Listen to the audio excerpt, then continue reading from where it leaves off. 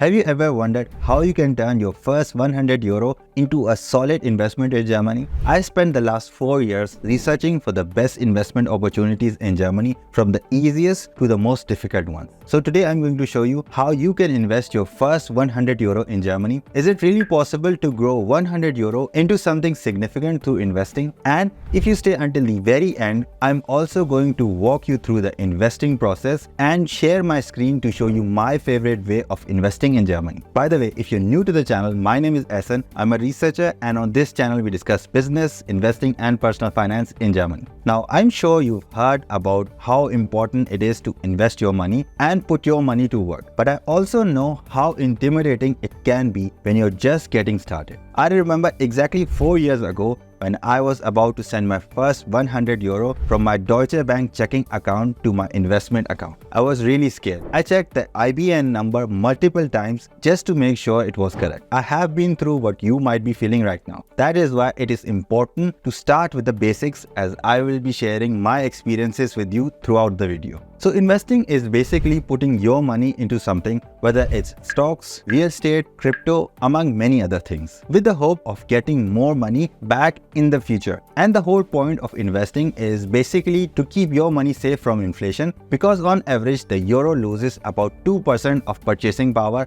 every single year due to inflation. And just in 2023, the euro lost about 5.9% of its value. I'm sure you've seen this in your own life as well. Your money isn't worth as much as it used to, and I'm sure you've noticed this in the grocery store, for example. For me, a trip to Aldi or Lidl was generally less than 10 euros, but now it's about 25 euros. So the effect of inflation is real, and you can see what inflation does to your money, which is why you have to invest it so that your money keeps up with inflation. And of course, if you do it right, it will also outpace the inflation as well. Here you might ask, Ehsan, isn't investing really risky? The answer is yes, it is risky. But not investing is way more riskier, because it guarantees to keep you poorer decades from now. Because investing allows you to break out from a mindset where you are trading your time for money, instead making your money work for you. For example, if you had invested 100 euros every single month into the S&P 500, which is the 500 largest stocks in the United States. If you had done this every single month over 30 years at an average 7% annual return adjusted for inflation, you would have 113,000 euro instead of just 23,000 euros if you just kept this money in your checking account. And that's what investing can do for you. So if you are completely new to investing and feeling even a bit intimidated, don't be. I want you to be very excited about it, because who doesn't want to earn more while working less? How to start investing? So the first place to start investing is to open up a securities account or a depot konto in German. Simply transferring money from your checking account to this securities account doesn't work. It just means that you have an investment account with money in it.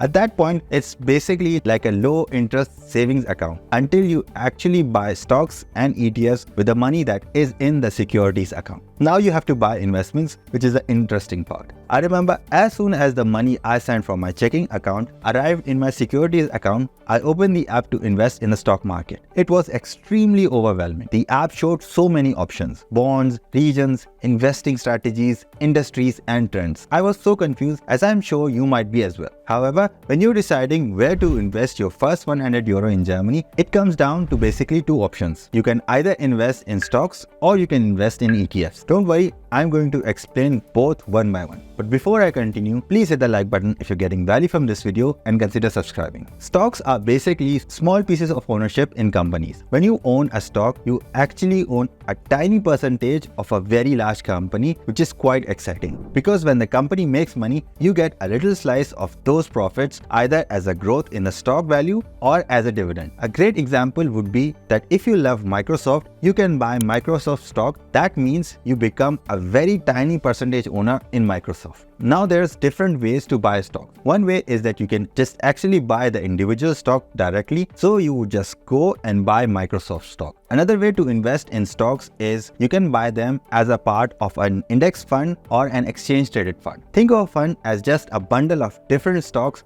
and the benefit of this fund is that it gives you instant ownership into hundreds or even thousands of different companies all in just a single purchase. The benefit of buying a fund or an ETF is that it gives you what's called diversification. This is quite important as investing a tiny bit into a lot of companies can make your financial future independent of whether a single company does well. Because if that company doesn't perform well, then you risk your whole investment.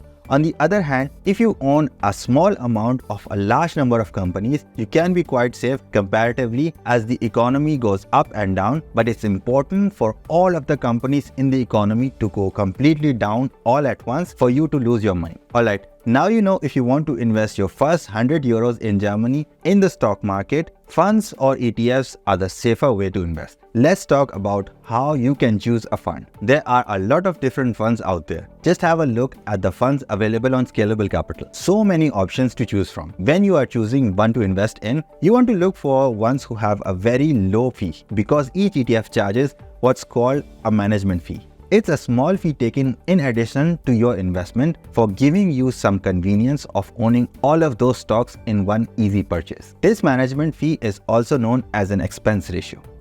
This expense ratio could be between 0.0 something% up to 2, 3 or even higher percentage. Anything below 0.5% is okay. But I would recommend staying away from those ETFs that have an expense ratio higher than 1%. Ideally, an ETF with an expense ratio of 0.0 something range would be perfect. Generally, funds or ETFs that follow a specific index have such a low expense ratio. These funds are also known as index funds. One of the most popular examples would be the S&P 500 ETF, which tracks the performance of the top 500 companies in the United States. There are other examples of index funds like Nasdaq, FTSE or the MSCI World.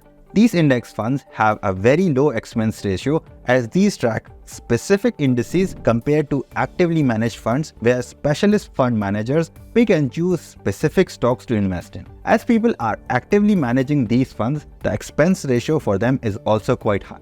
Now you might think, why not choose a fund or ETF where the stocks are picked by professionals whose job it is to do so? Here, research shows that index funds generally perform better than actively managed funds. So not only is the performance generally worse, the higher costs can even cut into your profits in the long term. Going back to our example of investing 100 euro each month, if our ETF has a 1% expense ratio, we would end up with just 95,000 euro instead of 112,000 euro with an ETF having 0.07% expense ratio. That's why it's absolutely crucial to select an ETF or a fund with a low expense ratio. As I just showed you in our previous example of what a difference of 0.93% expense ratio can make on your portfolio performance, I want to talk about another important aspect of investing, and that is time in the market instead of timing the market. When you look at the performance of the stock market and want to invest your first 100 euros in Germany, you might look at the charts and think now might not be the right time to invest in the stock market. Perhaps waiting a couple of months might be more beneficial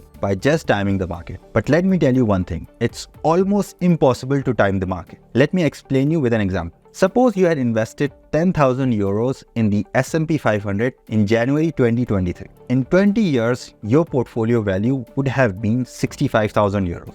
But if you had tried to time the market and were not invested in just 10 of the best days in the last 20 years, your portfolio value would have been just 30,000 euros, which is less than half of the value. So imagine missing out just 10 days in the 20 years could result in such a decrease. And by chance you miss 60 of the best days, your portfolio value would be just 4,200 euros. Here you might be thinking that the best time to invest in the stock market might have been 20 years ago. But let me tell you, the second best time is now. And unless you know something that the rest of the world doesn't know, it's probably wise not to time the market and stay invested for a consistent amount of time. Now let me share my screen with you and show you exactly how to invest your first 100 euros in Germany. As I mentioned earlier, to invest in the stock market, you need a securities account. My favorite investing app in Germany where I have my securities account is Scalable Capital. You can sign up with this investing app for totally free, and if you want to support this channel, you can use my link in the description to sign up at no additional cost to you.